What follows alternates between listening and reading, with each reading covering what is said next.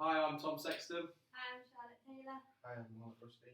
Hi, I'm Ife Papula, and today we'll be asking the question of to what extent is globalisation leading to cultural convergence between countries in the modern world, and what are the consequences of cultural convergence? In this presentation, we will first outline the key definitions of culture, globalisation, and cultural convergence. We will then explore to what extent globalisation has on cultural convergence, and then discuss several consequences of cultural convergence. According to Harrison et al., culture can be defined as the complex set of values, beliefs, ideas, and social interactions which distinguish one society or group of people from another. Culture can either be shared between countries or have a culture that is specific to them.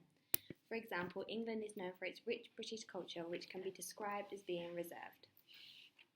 Additionally, globalization can be defined as a set of interrelated political, economic, and social processes involving international flows of goods, services, people, and capital, which lead to the increasing interdependence of countries.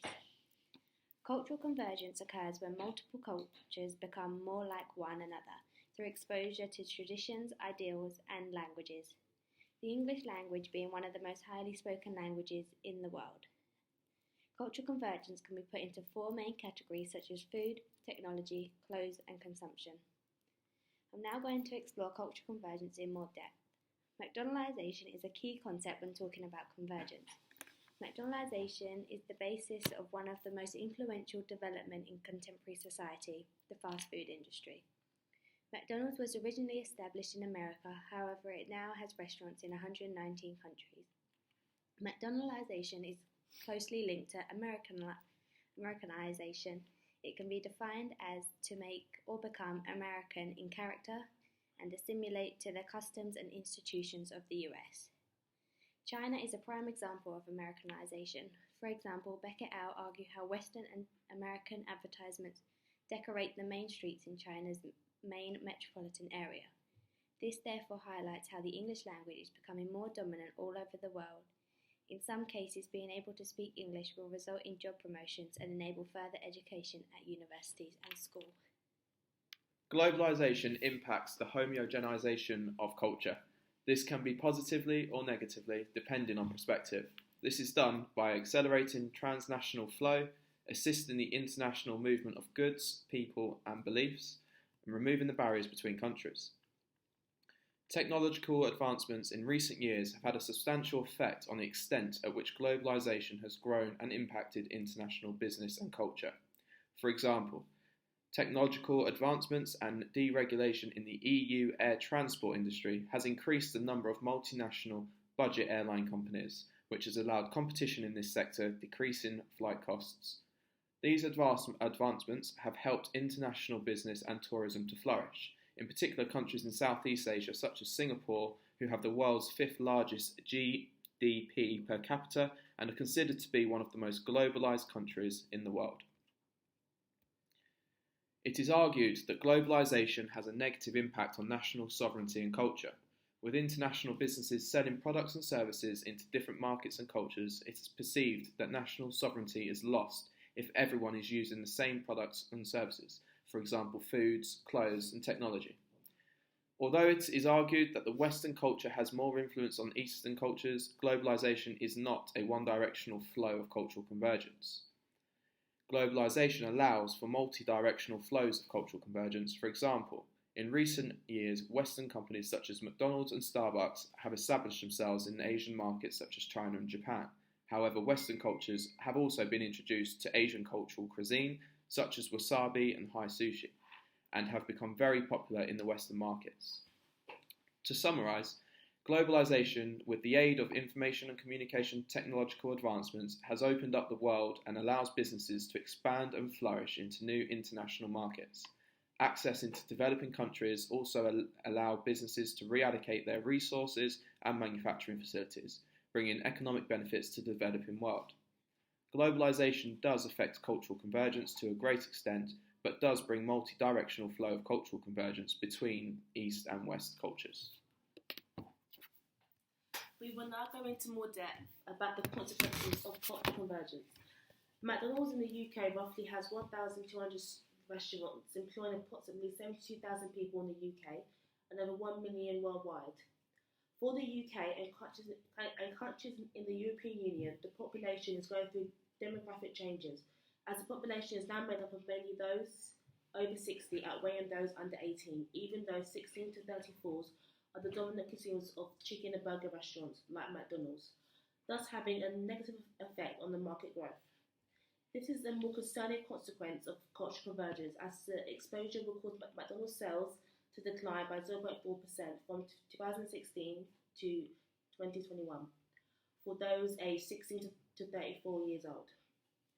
Additionally, the recent Brexit decision has caused restaurants to increase menu prices to accommodate for the increase of staff costs introduced by the new national living wage due to rise even more.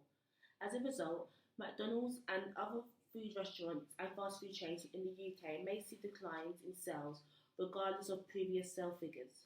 Furthermore, the value of the pound is expected to fall. Import will be affected, as 54% of the food and drink consumed within the UK is produced domestically, while 46% is imported, according to government statistics. Globally, McDonald's and other fast food chains depend on the UK and other European countries to supply products, although this now depends on whether or not the pound will have much value.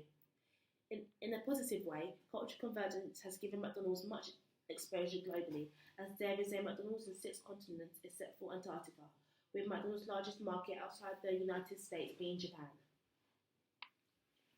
The desire to try from the leading player of fast food is a desirable one to many, as McDonald's opens a new restaurant every 3 hours. Cultural convergence exposed McDonald's to be seen as a trustworthy brand by revamping its menu to adapt to different consumers' needs depending on where they are in the world, to get the same level of treatment. This is supported by Sigmund Freud's famous study where he argues that nationalist rivalries between neighbouring countries reflected a narcissism of minor differences. To conclude, McDonald's has different menus in different countries, but still tries to offer the same experiences throughout. The consequences of cultural convergence that I took from country Latin America, Africa, and in the UK. Latin America's spar market has seen robust growth in the opening of more than 3,500 spars since 2007. According to the GSWM, Mexico, Brazil, Argentina, Costa Rica, and Colombia have the fastest growing markets, with Brazil overtaking Argentina to rank second in the region after Mexico in terms of spa revenues. With a culture and tradition focused on beauty, Latin America is home to thousands of aesthetic clinics and salons. Many of these have started adding spa treatments to their services to diversify revenue sources while responding to the customers' needs. However, in most of Africa, the modern concepts of wellness and spa are still new developing, although all African countries have their own traditional wellness and healing practice.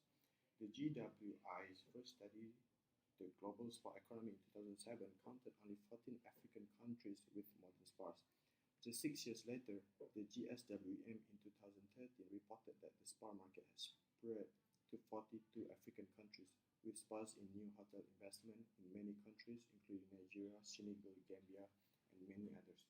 Strong tourism growth and new hotel resort developments in Kenya and Namibia, driven growth in hotel, resort, and spas. Some luxury games, resort and safari camps in the region provide spa and wellness facilities using natural and cultural African elements.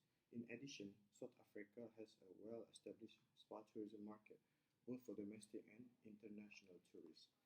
In the UK, as cities become more crowded and many people live in small houses, it makes sense to go small. Consumers have begun to seek ways to simplify their lives and downsize their possessions. In the research for this report, 35% of consumers say they do not have enough space for lots of cookware, backware items. 31% says they do not have enough space for large amount of tableware. So there are limits to the amount of cookware and tableware that people will own, limited by the cupboard space available in the house and helped by owning versatile items. We expect demand for compact, convergence or multitasking items to increase. We expect to see more pans with handles that can be removed or fallen down, for more efficient storage and more items that can be used for oven to tableware, both for cooking and serving. To conclude that consequences of cultural convergence have effect on those countries for Latin America and most of African countries that they focus on beautician till the well-established spa tourism market, both for domestic and international tourists, and UK as they expect to see more multitasking and small items so that to get fit in